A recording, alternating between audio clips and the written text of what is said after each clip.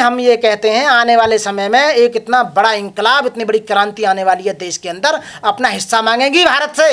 ये जो 15% लोगों ने भारत पर कब्जा कर रखा है ना, हमें अपना हिस्सा चाहिए देश के अंदर। 1-1 हज़ार 2-2 हज़ार बीघे के जो जमीन जायदाद ले रखी है इन्होंने, हमें अपनी जमीन चाहिए, हमें अपने पेट्रोल पंप चाहिए, हमें अपने गैस एजेंसी चाहिए, हमें अपने कॉलेज चाहिए, विद्यालय चाहिए, ठीक है, हमें सब कुछ चाहिए, सब कुछ देश के अंदर। ये जितने भी आय के साधन है ना, समान अनुपात में वितरित होने चाहिए। आय के साधन जितने भी हैं और देश की जितनी संपदा चंद लोगों ने जो पूरे बैठ गए हैं ना उस पर मार के पलौती पैसे पे, उस पैसे को बंटवारा चाहिए। सोना चांदी पैसा रुपया हिस्सा चाहिए हमें, हिस्सा। अभी तो हिस्सा मांगेंगे SC ST OBC माइनॉरिटीज मुस्लिम, देश में से हिस्सा मांगेंगे, हमें हिस्सा चाहिए। हमारे हिस्से का पैसा कहाँ गया? तुमने ऐसा क्या काम कर दिया जो चंद लूट कर खा गए? 5-5 हज़ार करोड़ 20-20 हज़ार करोड़ ले लेकर बैठ गए हो। यहाँ साला 10,000 का लोन नहीं मिलता हमें बैंक से, और आप 10 हज़ार करोड़ लेकर लूट कर भाग रहे हो। कहाँ से क्या हो रहा है देश में? लूट मच रही है देश में, निखालस लूट। हमारे हिस्से का पैसे की लूट मच रही है। हमारा हिस्सा कैसे खा लिया इन्होंने? हमें हिस्सा चाहिए अपने देश का। आरक्षण तो मिल रहा है? कहाँ आरक्षण मिल रहा है? आरक्षण तो खा गए ना ये लोग। कहाँ मिल रहा है आरक्षण? आरक्षण खत्म कर दिया सब जगह। नौकरी हमें नहीं मिल रही, प्रमोशन हमें नहीं मिल रहा, बताइए, एडमिशन हमें नहीं मिल रहे, उसमें PhD में MBBS में सब जगह इन्होंने आरक्षण खत्म कर दिया। कहाँ? आए दिन हमारी जड़ काटने का काम कर रहे हैं ये जितनी सरकारें हैं। अभी तो आवाज़ उठाएगी, चिंता ना करिए। मैं सरेआम आपके चैनल के माध्यम से कहता हूँ, हर देश का नागरिक अपने हिस्से की आवाज़ उठाएगा। हर दलित, हर OBC, हर माइनॉरिटीज, हर मोमडन, सब ये कहेंगे कि हमें हमारे हिस्से का हिस्सा चाहिए, हमें हमारा पैसा चाहिए, हमें जमीन चाहिए, हमें रिजर्वेशन नहीं चाहिए। कौन कह रहा रिजर्वेशन की बात कर रहा? हम रिजर्वेशन नहीं चाहिए ना, हमें रिजर्वेशन आज ही खत्म कर दो। हर दलित को 100-100 बीघा जमीन दो, हर दलित को स्कूल में साझा दो, हर दलित को उसमें पेट्रोल पंप हैं, सारे हैं, यूनिवर्सिटीज हैं, सब में दो। क्यों नहीं देना चाहते भाई? दलितों का शोषण दोहन कर रखा है। तो आप कहते हैं सरकारी जमीन है उसमें हिस्सा दो, आप सब में हिस्सा मांग रहे हैं? सब में, पूरे देश में हिस्सा चाहिए हमें।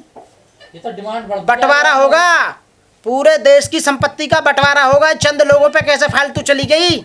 जिस दिन मायावती या BSP या दलित की किसी भी सरकार बनी, उसी दिन ऑडिट होगा कि इनके पास इतना पैसा आया कैसे। ये बताइए। मेहनत करते हैं ना, मेहनत। चोर है, चोर निखालस चोर बैठे हुए लूट रहे हैं देश को, देश की संपदा को लूट लिया है। और जितने मंदिरों में सोना भरा पड़ा है ना, यदि मुझ जैसा कोई प्राइम मिनिस्टर बन गया है किसी दिन, तो सारे सोने को निकाल कर 7 भारत बना दूंगा। ऐसे 7 डेवलप कर दूंगा ऐसे भारत, जो एक मंदिर में इतना सोना भरा जो पड़ा, सारे सोने को निकाल के पूरे भारत को अच्छा बनाने में, डेवलपमेंट में पूरे पैसे को लगा दूंगा। आपका तो ऐसा लगता है कि एक तरफा आप दूसरों के खिलाफ नफरत सी है। नफरत नहीं, इनके सुज अकाउंट में जो रिपोर्ट आई है, जब से BJP गवर्नमेंट बनी है, सबसे ज़्यादा पैसा भारत के नेताओं का पैसा जमा हुआ स्विट्जरलैंड में, सुज अकाउंट के अंदर। समझ रहे कहाँ से आ रहा है वो पैसा? यहाँ साले एक रोटी के लिए तरस रहे हैं दलित, एक कुनुका के लिए वो काम करते हैं। 500 रुपये 400 रुपये वो भी नहीं मिल पाता।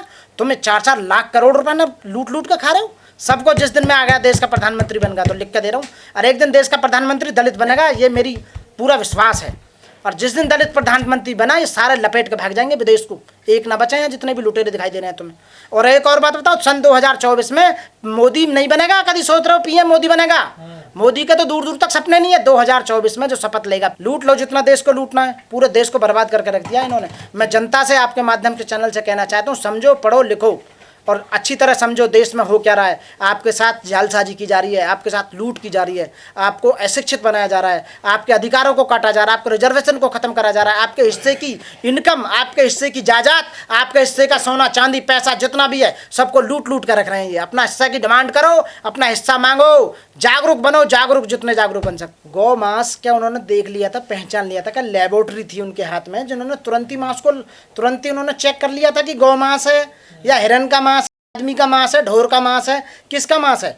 उन्हें ऐसे कैसे पता लगा है एट स्पॉट पे कि ये गाय का मांस है? इसमें क्या देख लिया था उसने? बजरंग दल वाले सूंघ लेते हैं दूर से। बजरंग दल वालों की आंख में लैब लगी हुई है क्या, कि उन्होंने आंख में गैल देखी तुरंत, ये तो गौ मांस है भाई। ले जा रहा सुअर का मांस, बता रहे हैं गौ मांस। ले जा रहा है ढोर का मांस, भैंस का मांस, बता रहे हैं गौ मांस।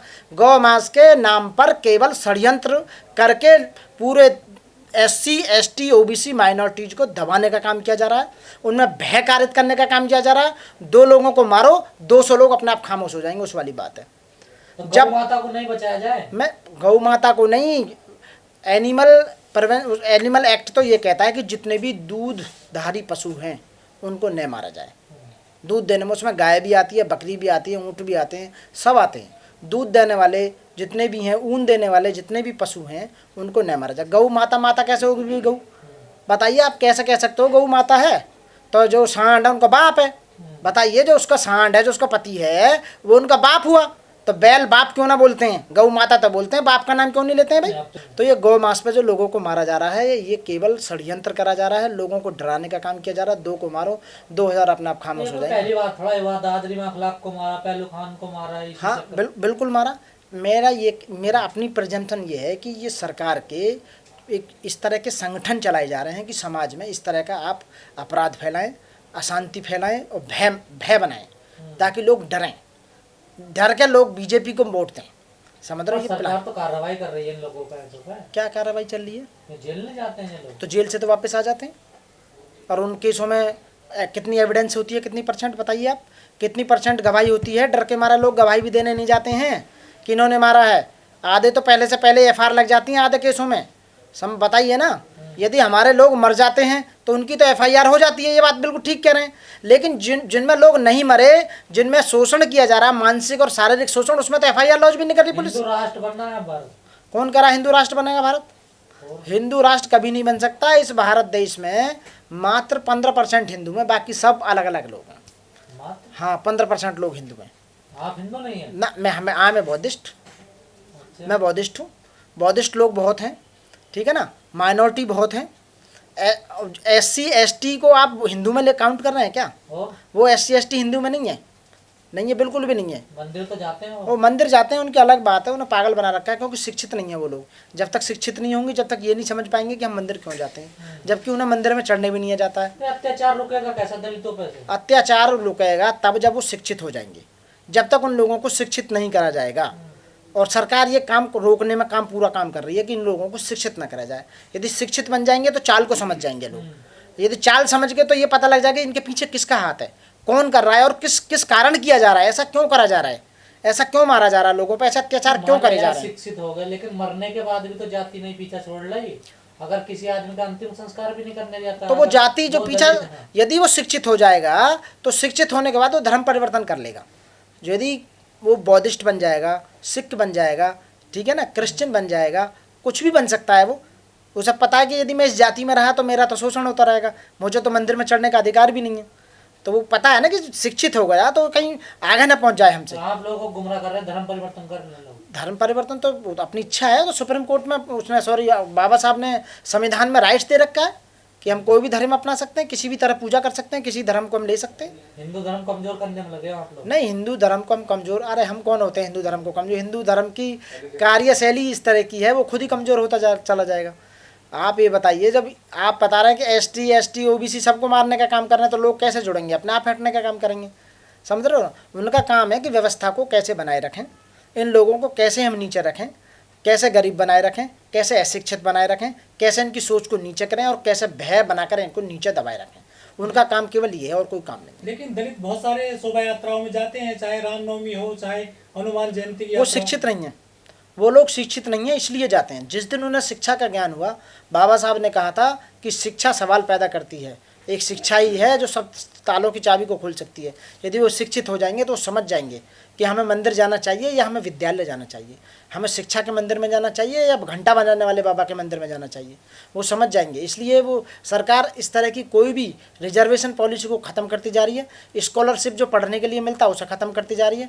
जो होशियार स्टूडेंट है उनको जो मिलता है, उन्हें जो विदेश भेजे जाते हैं, उन्हें सब काम को ख़त्म करते जा रही है। PhD की जो हायर एजुकेशन है, MA PhD, उनको उनकी सीटें कम करती जा रही है। उनको कंपटीशन को बहुत, आप देखो JNU में कितनी सीटें कम कर दी गई, इसीलिए ताकि लोग रिसर्चर ना बने, हायर स्टडी ना करके वो कहीं हमसे उल्टे सवाल पैदा ना कर दें। इसलिए वो चाहते हैं कि लोग अशिक्षित बने रहें। लेकिन सरकार के कई बार ऐसे बयान सामने आती है कि दलितों की हितैषी नजर आती है। वो सब दिखावा है, वोट लेने का प्रपंच है और कुछ नहीं है।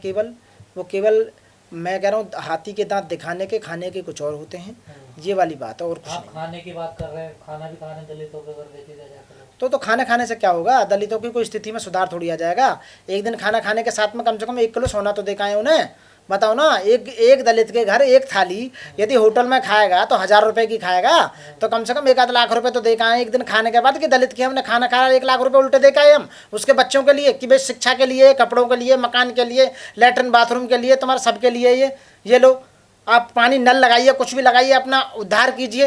अब खाना खाने से निखालस क्या हो रहा है, उनके बेचारे के खाने को निपटा जाते हैं। बलिदान दे रहे हैं वो दलित के अगर खाना खा रहे हैं, आप इसे कम मान रहे हैं? अरे बलिदान क्यों, वो तो अपना रोटी और बचा रहे हैं, अपने एक दिन घर का खाना कम कर लेते हैं दूसरे के घर खाना खा के।